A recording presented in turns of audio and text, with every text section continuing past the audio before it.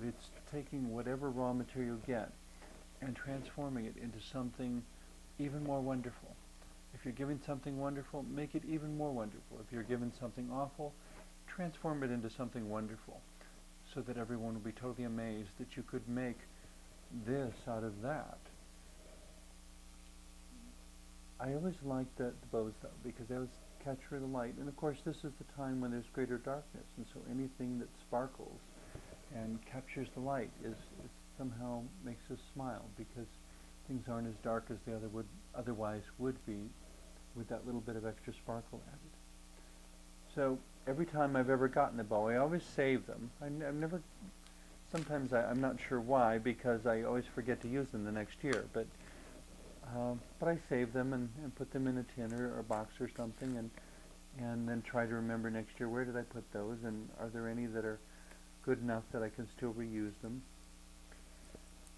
and you know, so that they can keep the joy going around that much further.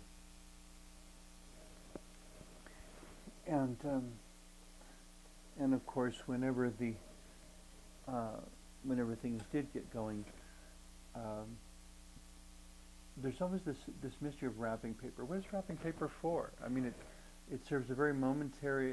It hides what's inside, and as soon as things are unwrapped, some people save wrapping paper, some people don't. Some people try to reuse it. In some cases, it's just too problematic to try to save it because it gets torn and crumpled and everything else. I think sometimes that's like some of the details in our lives, that it's not so much what it is, it's just wrapping material for the rest. It's just something that accompanies getting to where we need to be. It's not intended to be an artwork to frame and hang on the wall in and of itself.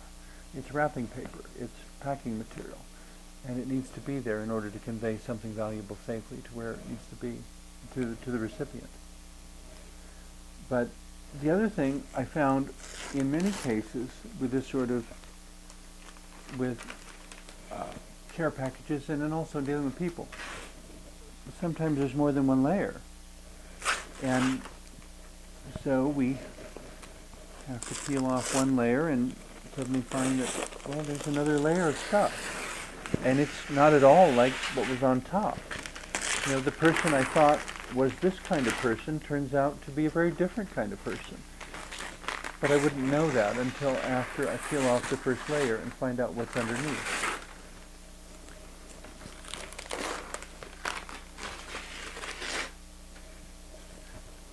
And so then I examine the next layer and learn a little bit more about this person in front of me, about this celebration of the season, that it is experienced different ways by people of different faiths, and it's experienced in different ways by individuals who have no particular faith, but who still find something spiritual within themselves, or a desire to celebrate peace and love and wisdom during this time of year. And that in and of itself is a wonderful, rewarding way that we can celebrate the season and deepen our friendships, deepen our own connections with ourselves, to get a better sense of who we are as we continue through our lives, and how we can make even better choices in regards to our own development, in regards to supporting those we love throughout the next year. So, we appreciate that layer and then begin again and find there's another layer. And it's different than the layer we had on top. Different than all the layers. I suppose what also comes to mind with all of this is learning to trust each other enough. And finally, the box underneath. Learning to trust each other, that we allow people to take the layers off, that we don't wrap the layers tightly around ourselves and refuse to let anyone see what's inside, but that we let a little bit of who we really are show. Because we're each, in a sense, and the body is a box. When I was in theological school, I was chatting with some of my friends one day about the whole business of the body and the spirit, and to me they're two sides of the same coin, But the thing to remember is that the body was never designed to live eternally. It wears out over time. What's important is the spirit that lives within it. The body is important because it's the vessel of the spirit, but the spirit is important because it supersedes the body ultimately. It continues, or at least I believe it continues. And yet, like the box, the body is still just a container. It has an important job to do, but it's just a container. And when we were discussing theology at my theological school, I said, why does anyone bother arguing about orientation, race, or anything else? They're only temporary containers. When I get to heaven, I don't expect to be a man. I don't expect to have the color skin that I do. I don't expect to have the orientation I do. In my understanding, that which I am at a deeply spiritual level will survive, but it doesn't include all these other details that are really nothing more than the box that my spirit is being transported in during this lifetime.